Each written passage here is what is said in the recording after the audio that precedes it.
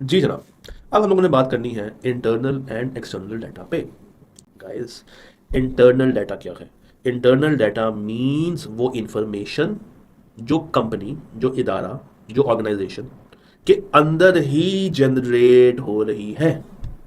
Generated within an organization, उसके अंदर ही वो इंफॉर्मेशन क्रिएट की जा रही है। ये जो डाटा है, ये डाटा स्पेसिफिकली उस ऑर्गेनाइजेशन के ऑपरेशंस के बारे में होता है। याद रखिएगा, ये जो डाटा है ये स्पेसिफिक होता है उसके ही अपने ऑपरेशंस को लेके, और यूजुअली ये इंटरनल सिस्टम्स के थ्रू मैनेज किया सिस्टम्स के जाता ऊपर है। तो है। अब इंटरनल हम डाटा लोग वो इंफॉर्मेशन जो कि जनरेट की जाती है इदारे के अंदर, specific to its operations and managed through internal systems. Simple example, sales record.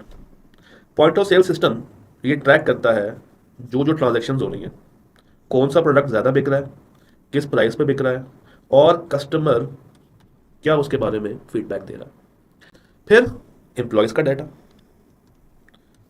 Employees का डाटा, एचआर का जो डिपार्टमेंट है वो मेंटेन करता है records of contact numbers, employee का रोल, सैलरी एंड उसकी performance.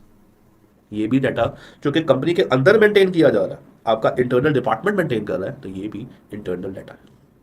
Then a manufacturing company देखती है कि उसकी मशीन कैसे काम कर रही है, वो कितने टाइम के लिए बंद हो जाती है, उसमें कोई मैन्युफैक्चरिंग डिफेक्ट्स तो नहीं है, उसकी आउटपुट कैसी है, उसमें मजीद हमें क्या इंप्रूवमेंट्स की ज़रूरत है जिससे वो मशीन हमें ज़्यादा प्रोडक्टिविटी दे सके।